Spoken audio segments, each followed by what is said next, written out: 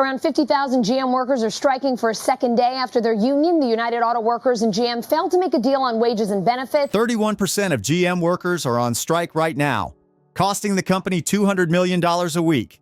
But that's just the tip of the iceberg. Let me show you what's really going on behind the scenes. Look, GM's in big trouble.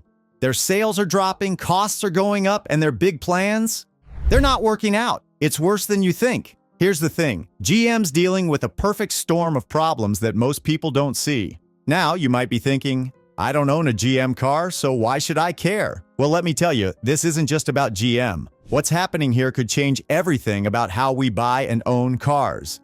Even if you've never touched a Chevy, this is going to hit your wallet. Trust me, you're going to want to know what's coming. Remember those shiny new trucks at the dealership? Turns out, they're part of GM's big problem. Here's the kicker. Some of their most expensive vehicles are actually costing them money. Let's break down why this matters to you. GM's facing a perfect storm of issues. And it's not just about the strike. Their costs are skyrocketing, and it's hitting them where it hurts, their profit margins. We're talking about rising prices for materials, labor, you name it. And guess what? They can't just pass all those costs onto you, the customer, without losing sales. Now, you'd think selling high-end trucks for $90,000 or more would be a goldmine, right? Well, that's where things get interesting. GM's been focusing on these premium vehicles, like the High Country truck and the Z71 2500, thinking they'd make bank. But here's the thing, it's not working out like they planned. Check this out. Despite charging luxury car prices for these trucks, GM is still struggling to cover their production costs. It's like they're running on a treadmill that's speeding up. They keep raising prices, but their costs are rising even faster. And now they're sitting on a mountain of unsold inventory. What's happening is GM's caught in a tricky spot. They're trying to keep prices high to cover their costs, but that's pushing away buyers. And with all the competition out there, people have options. They're not just going to fork over 90 grand for a truck if they don't think it's worth it. Here's where it gets real for you. GM's pricing strategy is backfiring, and it could lead to fewer affordable options down the line. Think about it. If they can't make money on their expensive trucks, how are they going to offer cheaper models? This isn't just a GM problem. It's a sign of what's happening in the whole car market. But wait, there's more. GM's not just struggling with their gas guzzlers. They're losing money on their electric vehicles too. Their CFO, Paul Jacobson, actually admitted they're not expecting to make a profit on EVs until late 2024. And it's not like the competition is standing still. In China, companies like BYD are cranking out affordable electric cars that people actually want to buy. Meanwhile, GM's stuck trying to figure out how to make money on both their traditional vehicles and their new electric ones. Look, GM's trying everything they can to turn this ship around. They've even bumped up their advertising budget by $400 million. But get this, that's still less than what they spent last year. It's like they're trying to yell louder in a room that's getting noisier. The auto market is changing fast, and GM's old playbook just isn't cutting it anymore. They've been relying on these high-margin gas-powered vehicles for so long, but now that strategy's looking shaky. People want electric cars, they want affordable options, and GM's struggling to deliver on both fronts. Now, you'd think GM would be all in on electric vehicles to keep up with the times. Well, they are. But it's not going as smoothly as they hoped. What if I told you their EV sales are barely a drop in the bucket of their total sales? We're talking a measly 3.2%. That's right. All those fancy new electric models you see advertised, they're not exactly flying off the lots. GM's got this big plan to go all electric by 2035. Sounds impressive, doesn't it? But here's the catch. Their CEO, Mary Barra, is already hinting that this timeline might change. Why? Because they're realizing that customer demand isn't quite matching up with their ambitious goals. Let's break this down. GM was aiming to produce 400,000 electric vehicles, but they've had to scale that back to somewhere between 200,000 and 300,000 units. And even with that lower target, they're still struggling. Their EV deliveries might be up 40%, but when that only accounts for 3.2% of your total sales, you got a problem. So what's going on here? Well, GM's facing some serious competition in the EV market. You got Tesla dominating in the US, and companies like BYD offering more affordable options in places like China. In fact, GM reported a $104 million loss in China because local players are beating them at their own game. But it's not just about competition. GM's got a bigger issue. They're losing money on every electric vehicle they sell. Now you might be thinking, why don't they just make cheaper EVs? Well, that's where things get tricky. GM's been focusing on high-end electric vehicles, thinking they could make more money that way. But it turns out that strategy might be backfiring. People want electric cars, sure, but they also want affordable options, and right now GM's not really delivering on that front. This puts GM in a tough spot. They're trying to balance their EV ambitions with the need to keep making gas-powered vehicles. Why? Because those traditional cars and trucks are still their bread and butter. They need that cash flow to fund their electric dreams. But here's the kicker. While GM's trying to figure out this balancing act, the whole auto market is changing around them. People's buying habits are shifting. The demand for different types of vehicles is evolving. And GM? They're stuck in the middle, trying to keep one foot in the past and one in the future. So what does all this mean for you? Well, if you're in the market for a new car, you might find that your options are changing. GM's struggles could lead to fewer affordable models down the line. And if they can't make their EV strategy work, we might see a shakeup in the entire auto industry. Now, you'd think with all these challenges, GM would be bending over backward to keep customers happy. But here's the kicker. They're doing something that's pushing loyal fans away faster than a sports car off the starting line. And it all comes down to one word: trust. Check this out. GM's reliability scores are in the basement. We're talking a measly 3.5 out of 5.0 on dependability and an even worse 42 out of 100 from Consumer Reports. That's not just bad. That's why would anyone buy this? Bad, but it gets worse. Ever wonder why your trusted mechanic suddenly can't fix certain issues with your GM car? It's not because they've lost their touch. GM's got this new trick up their sleeve: proprietary software that controls vehicle repairs. What does that mean for you? It means only GM-authorized service centers can work on your car unless your local mechanic shells out big bucks for access to GM's repair tools and info. Think about it. You buy a car, you should be able to take it to any mechanic you trust, right? Not with GM. They're forcing you back to their dealerships for repairs, leaving independent mechanics out in the cold. It's like buying a house and being told you can only use one specific plumber for the rest of your life. But wait, there's more. Remember when your car was just a car? Now it's basically a computer on wheels, and GM's collecting data like it's going out of style. Here's the scary part. According to Mozilla, 92% of car brands, including GM, don't let you control your personal data that their vehicles collect. What's the big deal, you ask?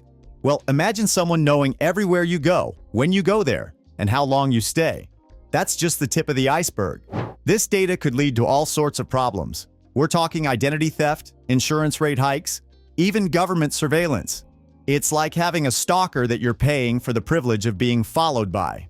Look, GM's not the only one doing this, but they're sure not helping themselves. Between the reliability issues, the repair restrictions, and the data collection, they're creating a serious trust problem with their customers. People are starting to wonder, do I really want a car that I can't fix where I want and that's potentially spying on me? What's happening is GM's pushing people away, right into the arms of more open and reliable alternatives. And in today's market, with so many options out there, that's a dangerous game to play. People want cars they can trust, both in terms of performance and privacy. You might think GM's troubles are just their problem, but here's the thing. Their decisions are sending shock waves through the entire auto industry, and your wallet's about to feel the tremors. Even if you've never owned a GM car, what's happening right now could change everything from the price of your next vehicle to the job market in your town. Let's talk about those sky-high car prices you've been seeing. GM's been pushing these fancy, high-margin vehicles, and guess what? It's driving up the average price of new cars to around $50,000.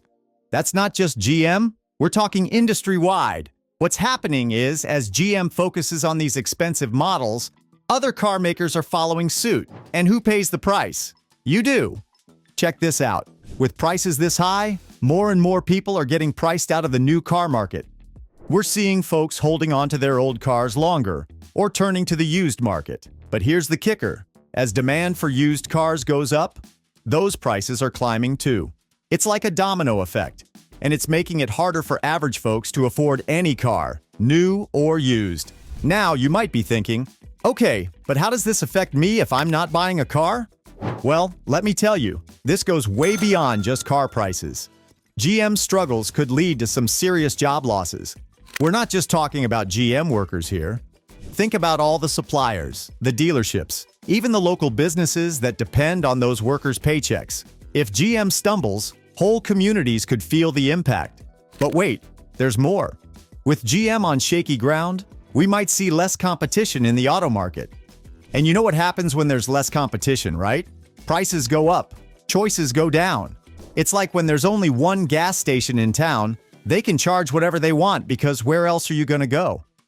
Now, here's something interesting that's brewing. The right to repair movement. This could be a game changer for car owners. Right now, GM and other car makers have a tight grip on who can repair their vehicles. But imagine if you could take your car to any mechanic you trust, not just the dealership. That's what right to repair laws are pushing for. These laws could open up a whole new world for car owners. You'd have more choices for repairs, which could mean lower costs. Plus, it might extend the life of your car, saving you money in the long run. But here's the thing, car makers like GM aren't exactly thrilled about this idea. They're making good money on repairs, and they don't want to give that up. What's happening is a big shift in how we think about car ownership. It's not just about buying a car anymore. It's about how much it'll cost you over its lifetime, from purchase to repairs to selling it. And with all these changes, you might need to rethink your strategy when it comes to buying and maintaining a car. Look, GM's problems might seem distant if you're not in the market for a new car right now. But trust me, this is bigger than just one company. We're talking about shifts that could affect everything from your daily commute to your job prospects. The auto industry is a huge part of our economy, and when it sneezes, we all catch a cold. Remember how we said the auto industry's problems affect everyone? Well, get ready because GM's inventory crisis is about to hit home in ways you never expected. The decisions they make in the coming weeks could determine whether you'll be able to afford your next car, or if you'll even want one. Look, GM's sitting on a mountain of unsold cars and trucks. We're talking about lots packed with vehicles that nobody's buying. And it's not just a few extra cars, it's enough to make dealerships nervous. What's happening is GM's got too much of the wrong stuff. They've been pushing these high-end trucks and SUVs, thinking people would snap them up. But guess what? Folks aren't biting. Here's the thing. GM's got to do something about this inventory problem, and fast. If people don't start buying, they might have to cut production. That means fewer cars rolling off the assembly lines. And it's not just about having fewer choices at the dealership. This could mean job cuts, factory slowdowns, and a whole lot of economic pain for communities that depend on GM. Now, you might be thinking, okay, but GM's still selling cars, right? Well, yes and no. They've been leaning hard on fleet sales, selling in bulk to rental companies and businesses. But here's the kicker, that strategy might not last. GM's management actually admitted they're dealing with a pull forward in demand from these fleet sales. In plain English, they're borrowing from future sales to make today look good. So, what's GM going to do about all this? Well, they've got a few options, and none of them are great. They could double down on those premium vehicles, hoping that eventually people will start buying $90,000 trucks again. Or they might pivot hard towards electric vehicles, even though they're losing money on every EV they sell right now. But here's where it gets real for you.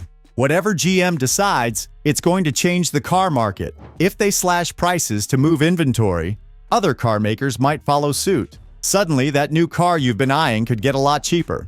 But if they cut production instead, well, your choices might start to shrink, and prices could actually go up. And let's not forget about the EV market. GM's been talking big about going all electric, but their sales numbers tell a different story. Only 3.2% of their sales are electric vehicles. That's tiny. If GM can't figure out how to make and sell affordable EVs that people actually want, it could slow down the whole electric revolution. Here's the wild part. GM's not even giving us a hint about what they're planning. They're not providing any future guidance because the market's so uncertain. That's got Wall Street worried, and it should have you paying attention too. Because when a company as big as GM starts to wobble, it can shake the whole economy. The next few months are going to be critical for GM. We're going to see if their current strategy of focusing on high-margin vehicles can actually work, or if they'll have to change course.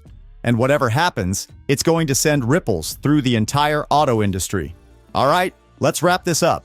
GM's in a tough spot, and it's going to affect all of us. Here's what you need to know. Car prices are sky high, reliability is becoming a real issue, and the market's shifting fast. Whether you're team gas or electric, things are changing. So what's your move? First, do your homework. Don't just walk into a dealership blind. Check out reliability ratings, compare prices, and think about long-term costs. Maybe that shiny new truck isn't worth the 90 grand price tag. Look, the auto industry's changing faster than a tire at a NASCAR pit stop. Stay informed, keep an eye on those right-to-repair laws, and think twice before signing up for a loan you can't handle. Your future self will thank you. And hey, if you found this useful, hit that subscribe button. We'll keep you in the loop on all things cars and cash.